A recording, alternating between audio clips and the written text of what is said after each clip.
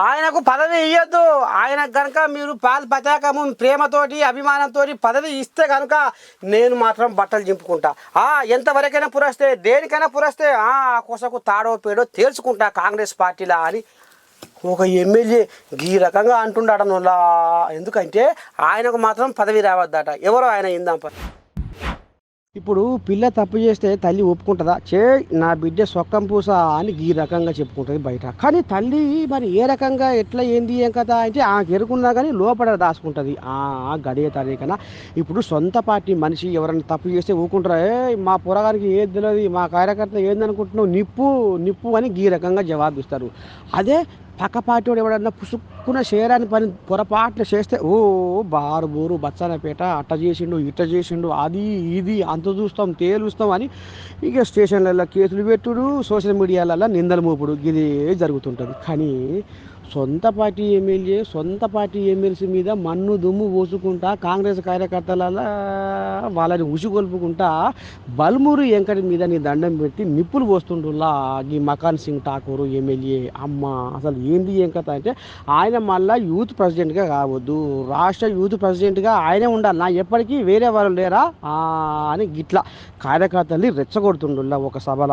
ఇక ఇదంతా ఈయన కాంగ్రెస్ పెద్ద ముత్తైదువులు వామ్మో మళ్ళీ కలంపం పుట్టిందిరో దేవుడా, తీర స్థానిక సంస్థల ఎన్నికల ముందరనే గీ కంప పెట్టిండేవురా ఈ మనిషి అని ఇక నెత్తి నోరు రెండు కొట్టుకుంటున్నారట. ఇక మరి ముఖ్యమంత్రి రేవంత్ కూడా ముక్కున వేలేసుకొని చూస్తున్నట. ఏంది కావచ్చు ఈ గందరగోళము. అసెంబ్లీ ఎలక్షన్లలో ఊపినాం, పార్లమెంటు ఎలక్షన్లలో పడుకుంటూ లేచుకుంటూ పోయినాం, ఆఖరికి ఈ స్థానిక ఎలక్షన్లలో మన పని ఏమవుతుందో అని పాపం రేవంత్ అయ్యే పరశాన పడ్డాడట. ఈ ముచ్చట విన్నాక చూడాలి మరి రేపు రేపు ఏమవుతుందో ఎట్టబోద్దో రాజకీయ సాధన.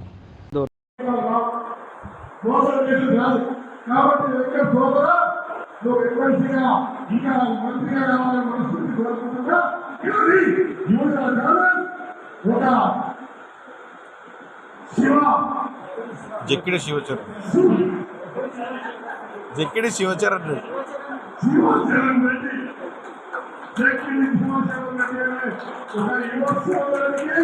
అవకాశం ఇద్దాం, ఒక సామాన్య కార్యకర్తకి అవకాశం ఇద్దాం.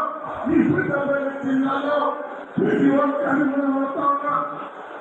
గతంలో ఏ రకమైతే పోరాటంగా మా ఓట్లేసి గెలిపించామో ప్రతి ఒక్క జిల్లాలో అది విజయనగరంలో మంత్రిలో రామనగరంలో ఆరోగ్య లక్ష్మణ్ కుమార్ దగ్గర ఈరోజు అదే మాదిరిగా మా ఇక్కడ మంత్రిలో కూడా ఈరోజు కూడా